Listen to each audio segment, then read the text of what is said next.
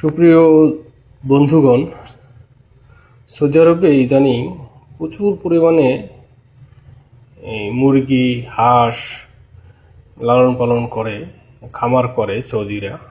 এটা একটা সৌদির মুরগি, হাঁস, খরগোশের খামার নতুন শুরু করছে।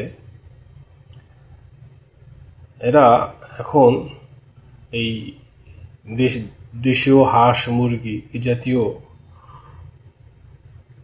এই জাতীয় জিনিসগুলো বেশি লালন পালন করে এবং এরা প্রচুর পরিমাণে এর মাংস খায়।